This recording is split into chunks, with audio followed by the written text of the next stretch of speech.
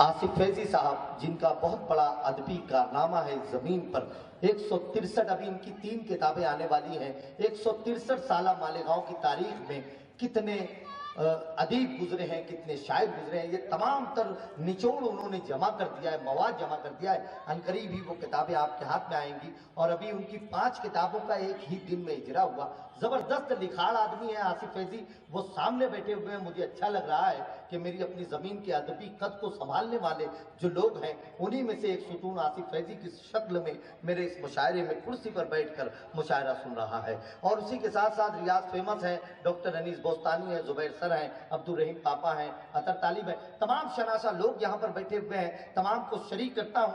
आसिफ भाई, एक बात बताना चाहता हूँ कि पूरी दुनिया में अगर हमें कोई कहानी को पूरी तरह से सुनना है तो उसके लिए घंटा 2 घंटा लगता है। एक फिल्म अगर देखनी है तो 3 घंटे लगते हैं, तब एक कहानी समझ में आती है।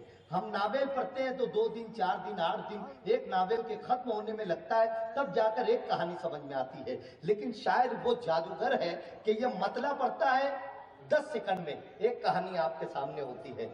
वो शेर पढ़ता है 10 सेकंड में दूसरी कहानी आपके सामने होती है। वो दूसरा शेर पढ़ता है 10 सेकंड में तीसरी कहानी आपके सामने होती है। बस यही जादू है हमारे शायरों का, जो हमें रागिब करते हैं अपनी शायरी की तरफ, अपने लहजे की तरफ, अपनी सोच और फिक्र की तरफ। तो मैं हमेशा ये बात कहता हूँ कि शायरी इस दुनिया की सबसे आसान कहानियों की जबान है, जिसमें 2 मिसरे में एक कहानी को पोशीदा किया जाता है। मैं चाहता हूं कि मैं एक एग्जांपल देता हूं, एक मतलब 2-3 शेर पढ़ता हूं।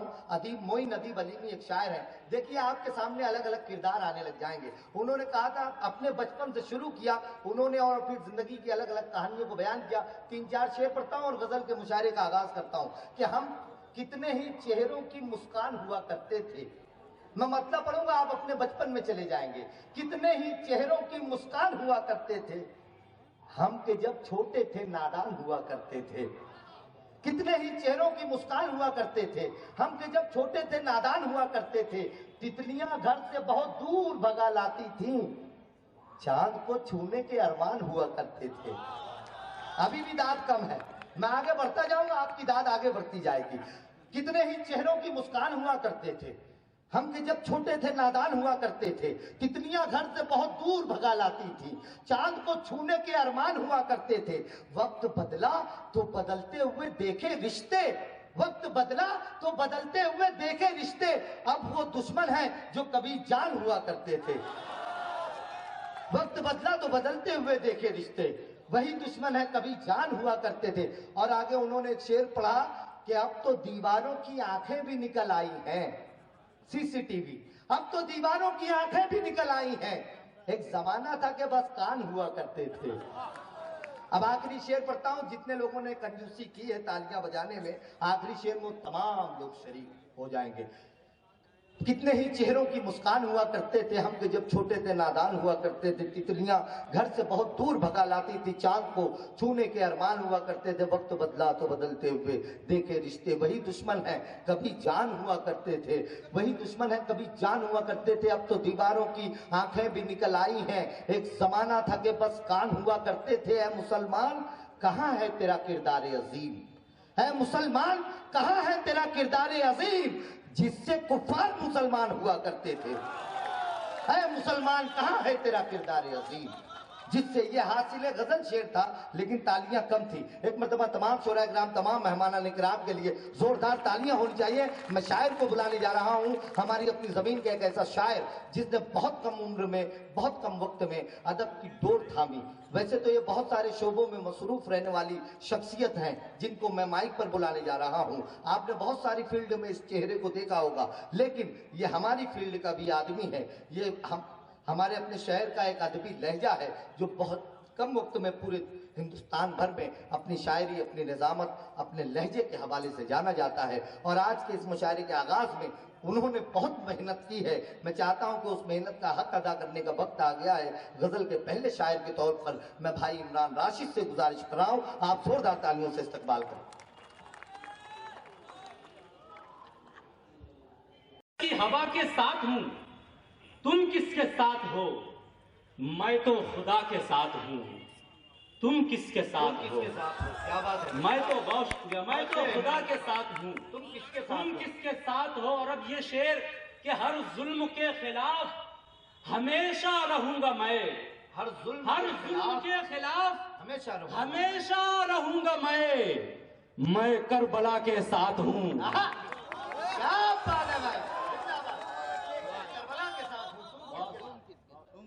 ہر ظلم کے خلاف ہمیشہ رہوں گا میں کربلا کے ساتھ ہوں۔ تم کس کے ساتھ ہو؟ اور یہ شعر بھی آپ تک پہنچا رہا ہوں، تم کس کے ساتھ ہو؟ پتھر بھی کھائے درد سہے پھر بھی دی دعا، پتھر بھی کھائے درد سہے پھر بھی دی دعا، میں اس دعا کے ساتھ ہوں۔ ارے کیا بات ہے بھائی، تم کس کے ساتھ ہو؟ زندہ باد۔ پتھر بھی کھائے درد سہے پھر بھی دی دعا، میں اس دعا کے ساتھ ہوں۔ تم کس کے ساتھ؟ تم کس کے ساتھ ہو؟ سولی پہ بھی جو قوم کی خاطر الجھ پڑے۔ آج ہمارے اپنے شہر کا جو آدمی ہے، بہت افسوس سے کہنا پڑتا ہے، چونکہ میں سیاسی فیلڈ سے بھی وابستہ ہوں، آپ جانتے ہیں، ہم نہ جانے کس کے دیوانے ہو جاتے ہیں کہ سولی پہ بھی جو قوم کی خاطر الجھ پڑے اس رہنما کے ساتھ ہوں۔ کیا بات ہے، تم کس کے ساتھ ہو؟ واہ واہ واہ۔ سولی پہ بھی جو قوم کی خاطر الجھ پڑے اس رہنما کے ساتھ، اس رہنما کے ساتھ ہوں۔ تم کس کے ساتھ ہو؟